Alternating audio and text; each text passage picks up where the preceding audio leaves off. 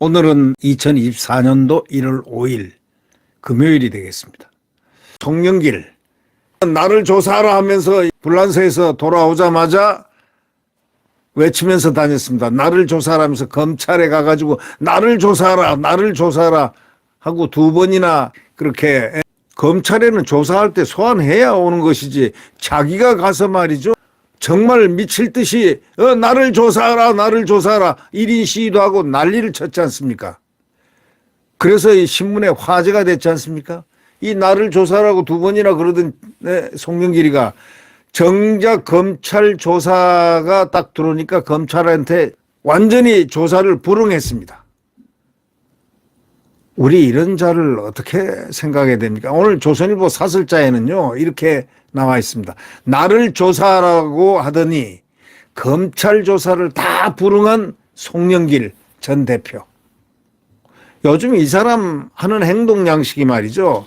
조계사에서 그 당시 법무부 장관을 향해서 어린 놈이니 뭐니 별 말도 되지 않는 소리를 하더니 말이죠. 구속돼서 검찰 조사를 하려 하니까 완전히 불응하고 있습니다. 묵비권 불응, 응하지 않습니다. 송영길 전 민주당 대표가 전당대 돈봉투 사건으로 기소됐습니다. 지난달 18일 구속된 후에 지금 17날이 지났는데 검찰은 통상 피의자를 구속하며 여러 차례 소환 조사를 다 하는 거 아닙니까? 근데 검찰은 송 전 대표 구속 이후에 5차례 소환 조사를 통보했는데 모두 불응했습니다. 제대로 조사 한번 못하고 기소를 했습니다.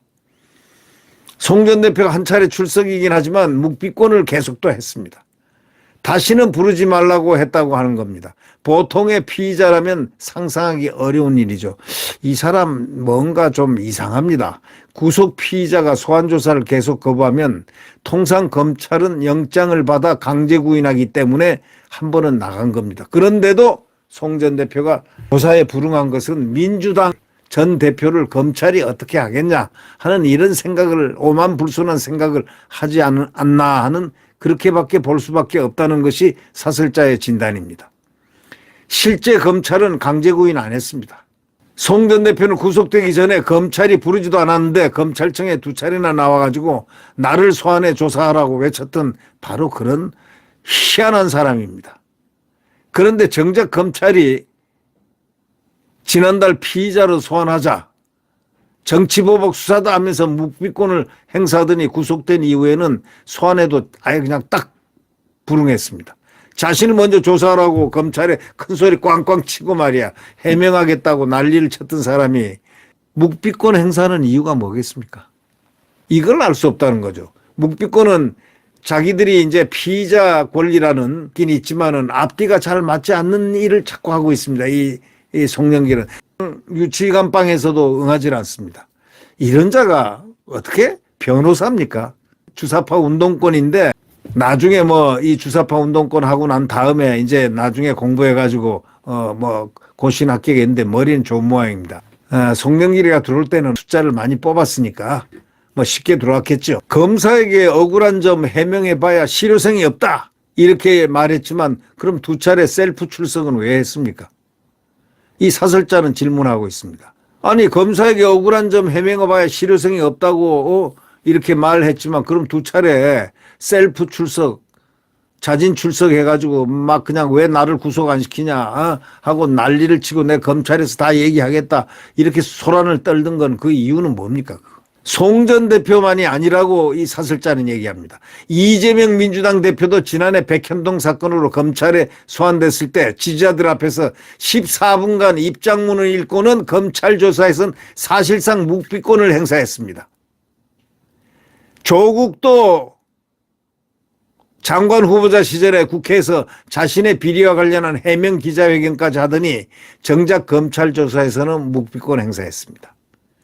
돈봉투 사건에 연루된 윤관석 의원도 결백을 밝히겠다 하고는 검찰 조사에서는 묵비권 행사했습니다. 구속된 후에 결국 법정에서 혐의를 모두 시인했습니다. 불법 혐의가 드러나면 일단 정치 보복이라는 프레임부터 씌우려는 행태의 이런 정치인들의 행태 특히 야당들입니다. 지금 민주당 운동권들입니다. 이자들의 정치 일상이 이렇게 돼가고 있다. 이건 상당히 불행한 일 아니냐 이런 이야기입니다. 오늘 사설자는 이 송영길과 같은 입비권으로 해가지고 결국은 재판소에 가서 유죄가 되는 이러한 경우들을 예를 들면서 이 조국이도 예를 들었고요. 다 하나같이 또 이재명이도 그러고요. 이재명이가 그 지난해 백현동 사건으로 검찰에 소환됐을 때 지지자들 앞에서 14분간 입장문 읽고 검찰 조사에서 사실상 묵비권 다 했지 않습니까? 국회의원 숫자가 많다는 것으로 의회 독재를 하면서 대한민국을 흔들고 있습니다. 이거 용납해야 되겠습니까? 이자들은 법과 원칙에 따라서 정말 큰 죄를 갖다가 졌으면은 큰 죄에 해당되는 값을 감방해서 보내야 될 것입니다.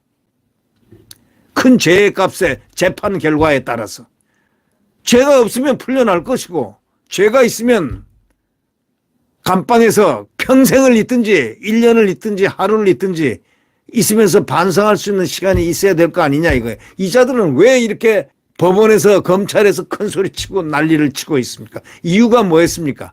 이제 김명수 사법부가 이제 사라지게 되니까 조금 숨통이 트입니다만은 아직도 그 잔재들이 많이 남아 있을 거 아닌가라고들 생각하는 사람들이 많습니다.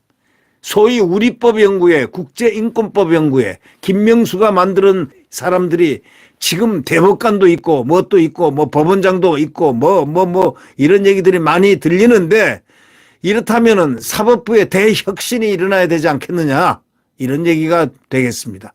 그래야만 사법부가 깨끗하게 법과 원칙에 따라서 공정의 저울, DK 여신상처럼 공정한 저울 가지고 재판을 하는 바로 이런 것이 있어야 법이 무서워서 법치가 무서워서 조심할 거 아닌가. 이렇게 되면요 법이 희화화됩니다. 법치국가가 훼손됩니다. 바로 이 부분의 문제 상당히 심각한 문제로 어저께 법원 행정처장이 전 대법관으로 바뀌었습니다. 천만다행입니다. 물론 그분도 문재인이가 임명했지만 그분은 지금 현재까지 알려진 바로는 우리법이라든가 국제인권법 좌파 연구회 출신이 아니라고 분명히 언론에서 소개된 본 적이 있습니다. 인사권과 예산권을 가지고 또 그리고 공수처장이라든가 추천권을 갖고 있는 바로 이런 분이 대법원 소위 법원 행정처장직인데 어저께 바뀌었습니다. 천만다행인 것 같습니다. 그 전에 김상환 법원 행정처장은 3년여를 있었는데요. 이분은 바로 누구냐? 우리법 연구회 출신이었습니다. 사법부에 대해서 상처를 받은 국민들입니다. 그래서 신뢰지수가 떨어졌습니다. 양승태 대법원장이 법원의 신뢰가 1등이었는데 지금 사법부 신뢰가요 완전 추락돼 있습니다. 이제 슬슬 올라가려고 하는 단계 곧 되지 않을까 기대를 갖고 있습니다. 네, 조희대 대법원장에게 많은 기대를 하는 것은 역시 우리 국민들이 사법부를 신뢰하려는 그런 움직임이 아닌가 그렇게 느껴집니다. 여러분 구독 버튼과 엄지를 눌러주시면 대단히 감사하겠습니다. 안녕히 계십시오.